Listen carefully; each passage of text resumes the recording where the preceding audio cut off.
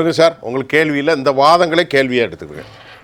Hidayatullah sir, அதாவது காங்கிரஸின் செய்தி தொடர்பாளர், சுற்றுலா சென்ற அப்பாவி மக்கள் சரி 26 பேரை அங்கேருந்து பல 100 கிலோமீட்டர் உள்ளே பூந்து பல மிலிட்ரி கேம்பையெல்லாம் தாண்டி வந்து இந்த அரசாங்கத்துடைய மிலிட்ரி கேம்பையெல்லாம் தாண்டி வந்து அப்பாவி மக்களை அவன் சுட்டுட்டு போகிறான்.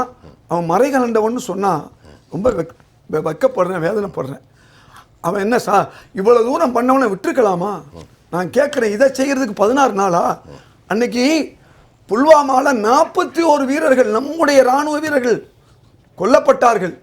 அதில் கூட வந்து ஆர்எஸ்எஸ்ஐ சார்ந்த, அதாவது பாஜகவுடைய கவர்னராக இருந்த சத்யபால் மலிக் வந்து இந்த அரசாங்கத்துடைய தவறுன்னு சொல்லியும் கூட அன்றைக்கு வந்து நாம் வந்து 41 பேரை இழந்தோம் இல்லையா? அன்னைக்கு போனீங்க, இதே துல்லிய தாக்குதல் செஞ்சீங்க. அன்னைக்கே முழு தாக்குதல் பண்ணியிருந்தா பாகிஸ்தான், இது நல்ல உலகமே நமக்கு சப்போர்ட் பண்ண நேரம், 41 இராணுவ வீரர்கள் இறந்த நேரம். நாம் என்ன செஞ்சுருக்கணும்? பிஓகே அன்னைக்கே அடித்து தூக்கி இருக்கணும். அன்னைக்கு நம்முடைய இராணுவ வீரர்களை பயன்படுத்தியிருந்தா இன்னைக்கு இவன் இத்தனை கிலோமீட்டர் வந்து நம்மளை அடிச்சிருக்க முடியுமா? பிஓகேனா என்ன? பாகிஸ்தான் ஆக்குபைடு காஷ்மீர். அது மட்டுமல்ல, பாகிஸ்தான் ஆக்குபைடு சைனாவும் இருக்குது. இப்போ என்னுடைய கேள்வி என்னன்னு சொன்னால், அவன் அங்கே உள்ளவன் மக்கள் இல்லை, அங்கே இருக்கக்கூடிய மக்களை விட்டுட்டு அன்னைக்கே அங்கே இருக்கக்கூடிய எல்லா இராணுவ அவங்களுடைய தீவிரவாத முகாம்களெல்லாம் அன்னைக்கு அடிச்சிருந்தா இந்த 9 முகாம் இருந்திருக்குமா? இதுதான் என்னுடைய கேள்வி. அப்போ இந்த முகாமை ஏன் நேற்று வரை நீங்கள் இந்த 26 பேர் இறப்பதற்கு முன்னாடி, அதுக்கு முன்னாடி அடிச்சிருந்தா உங்களை யார் கேள்வி கேட்டுக்க முடியும்? நான் கேட்குற கேள்வி நான் சொல்லி முடிச்சுக்கிறேன். நான் சொல்றது நாட்டு மக்களுடைய இந்த சுதந்திர வேட்கைக்கு சொல்றேன். நாட்டு மக்களுடைய எண்ணத்தை நான் பிரதிபலிக்கிறேன். நாம ஏதோ பேருக்கு அன்னைக்கு சும்மா ஒரு துல்லிய தாக்குதல்னு சொல்லி இந்த 2019 தேர்தலில் ஜெயிக்கிறதுக்கு வந்து செய்த ஒரு நாடகம்னு மக்கள் பேசலையா அன்னைக்கு? அந்த கேள்வியை தான் நான் இப்போ இன்னும் கேட்குறேன். இன்னைக்கும் நீங்கள் செய்த இந்த தாக்குதல் என்பது உண்மையான தாக்குதல் இல்லை, இன்னும் பலமாக தாக்கியிருக்க வேண்டும். அவர்கள் வந்து நம்முடைய பொதுமக்களை தாக்கினார்கள். அன்னைக்கு இராணுவ வீரர்களை தாக்கினதுக்கு மேலோட்டமான ஒரு துல்லிய தாக்குதல். அதுக்கு பிறகு அவன் இன்னைக்கு வளர்ந்துருக்கான், பலம் பெற்றிருக்கான். யாரு? அந்த தீவிரவாதி. அந்த தீவிரவாதியை அந்த மண்ணில் என்னைக்கு நம்ம அழிக்கக்கூடிய நமக்கு இது இருக்குது, அதாவது பலம் இருக்குது. ஆனால் அதை செய்ய விட்டுட்டு இன்னைக்கு எத்தனை விஷயங்கள், அதாவது சட்டிசிங் புராங்கிற அந்த ஊரில் இதே மாதிரி வாஜ்பாய் ஆட்சி இருக்கும்போது சுற்றுலாவினரை தாக்குனாங்க. இந்த 2 விஷயமும் நடந்திருக்கு. அது மட்டுமல்ல, நீங்கள் சொன்ன நாடாளுமன்ற தாக்குதல், அதே மாதிரி இப்போ ஊரி, புல்வாமா, இப்படி பத்தான்கோட், இவ்வளவு தாக்குதலை நம்ம வச்சுக்கிட்டு அவனை ஏன் பிஓகே வந்து அங்கே இருக்கக்கூடிய அத்தனை தீவிரவாத முகாம்களை நம்ம அழிச்சிருக்க கூடாது? ஏன் அழிக்கலைங்கிற கேள்வி தான் இப்போ நான் கேட்குறேன். நீங்கள் பேருக்கு வந்து செய்வீங்க, எந்த முன்னறிவிப்பும் இல்லாமல் பாகிஸ்தானில் போய் பிரதமர் நவாஸ் ஷெரீப் வீட்டுக்கு போவீங்க, பணம் கொடுப்பீங்க, சேலை கொடுப்பீங்க. நான் கேட்குறேன், அதுக்கு என்ன சம்பந்தம்? இந்த ரெண்டுமே வேணாங்கிறேன்.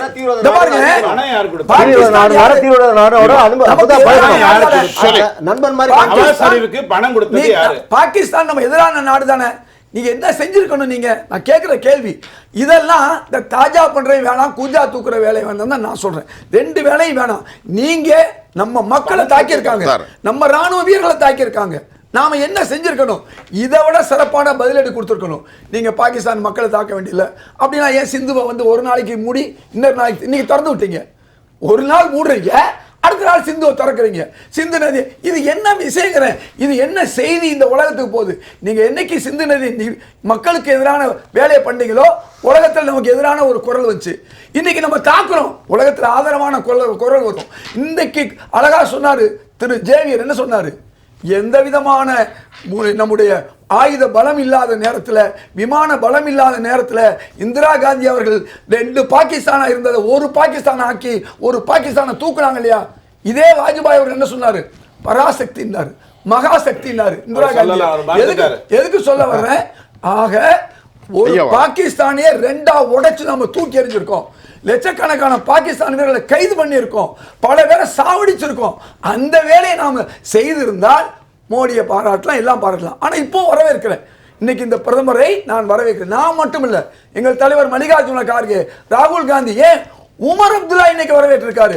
இந்த ஓவைசி அவரும் இன்னைக்கு காஷ்மீர்ல உட்கார்ந்து வரவேற்கிறார். இந்த வரவேற்கிறதுங்கிறது வேற விஷயம். ஆனா இந்த அளவுல வரவேற்கிறோமே ஒழிய இன்னும் நீங்க செய்திருக்க வேண்டிய வேலை அதிகம். இந்த அப்பாவி 26 பேர் அதே சில மாசங்களுக்கு முன்னால காஷ்மீருக்கு நான் போயிருந்தேன், அதே பஹல்காமுக்கு போயிருந்தேன். எங்கே பார்த்தாலும் ராணுவ வீரர்கள், நான் கூட கை கொடுத்துட்டு வந்தேன். ஆனா இந்த 26 தாக்குதலுக்கு 3 நாளைக்கு முன்னால பிரதமர் மோடி காஷ்மீருக்கு போக வேண்டியது. தகவல் என்ன வருது, இந்த மாதிரி தாக்குதல் நடக்கலாம், நீங்க போகாதேங்கிறாரு. தன் உயிரை காப்பாத்துறதுக்கு அவர் போகல, நியாயம். ஏன்னா நம்ம பிரதமர். ஆனா அப்பா 26 உயிரை காக்கிறதுக்கு கார்கே இந்த குற்றச்சாட்டை வைக்கிறாரு, பிஜேபி மறுக்குது. இல்ல நீங்க என்ன ரவிசங்கர் பிரசாத் மறுக்கிறார். இல்ல இத என்ன செஞ்சிருக்கணும், நீங்க தாக்குதலுக்கு நீங்க பலம் பாகல்காம் மட்டுமல்ல காஷ்மீர் முழுக்க நீங்க இருக்கிற ராணுவ வீரர்கள் அவர்களை நீங்க வந்து பலப்படுத்தி இருக்கணும். இதைத்தான் நான் சொல்ல வர்றேன். இந்த ஒரு விஷயத்துல நாம் கார்கில் நேரத்துல உளவு சரியா இல்லாதனால உள்ள வந்தான். யார் சொல்லி நமக்கு தெரியும்? ஆடு மேய்க்கிறவனும் மாடு மேய்க்கிறவனும். இப்படி இன்னைக்கு இதே உளவுக்கு பிரிவு என்ன செஞ்சிச்சு? ஒன்னும் செய்யல. இதே உளவு பிரிவுகளை திரு ராஜீவ்காந்தி 1984 கூமர் நாராயணன் தலைமையில கிட்டத்தட்ட 80 பேரை பிடிச்சி உள்ள போட்டார். கர்னல் பிரசாத்னு ஒருத்தர் கடற்படை 7 பேர் உளவு சொன்னாங்க, பிடிச்சி போட்டாரு. அதே மாதிரி உள்நாட்டில் நீங்க நடந்த பல குண்டுவெடிப்புகள் காரணமாக கர்னல் புரோஹித இருந்து அசீமானந்தா வரையும் இங்க நாம் பிடிச்சி போட்டோம். எதுக்கு சொல்ல வரேன்னு சொன்னா, இவர்கள் எல்லாம் உண்மையான இந்து கிடையாது, உண்மையான முஸ்லீம் கிடையாது. உயர்மட்டத்தில் உட்கார்ந்துக்கிட்டு அதாவது பணத்துக்காக வேண்டி உளவு சொன்னவர்கள். ஆக இவர்களை எல்லாம் இந்த மாதிரி இன்னைக்கு உளவு சொல்பவர்கள் இருக்கார்கள். அவர்களை தடுத்து விட்டால், அவர்களை இல்லாமல் ஆக்கிவிட்டால் இது போன்ற தாக்குதல் இருக்காது. இது சாதாரண இதை விட பலமான பதிலடி நாம் கொடுத்திருக்க வேண்டும். அதுக்கு 16 நாள், இந்த துல்லிய தாக்குதலுக்கு 16 நாள் தேவையில்லை. இன்னைக்கு போர் ஒத்திகை செய்யும் போது மக்கள் சந்தோஷப்படுறாங்க. இந்த ஒத்திகை எதுக்கு நீங்க செய்றீங்க? அங்கே உள்ள நாட்டு மேல நீங்க தாக்கணும். நீங்க பிசிக்கலா போகணும். நம்ம ராணுவம் போய்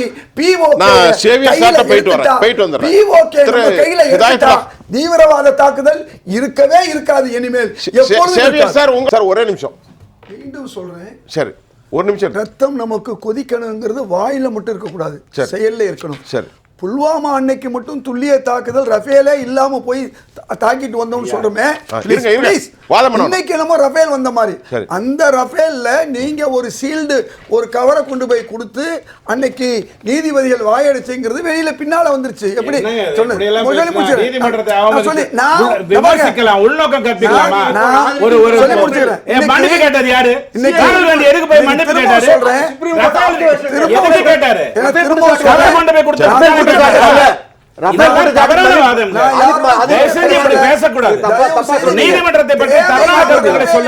நான் சொல்ல வர பாருங்க, நமக்கு ரஃபேல் இல்லைனாலும் ரஃபேல் இல்லாம 2 பாகிஸ்தான் ஒரு பாகிஸ்தான் ஆக்கணும்.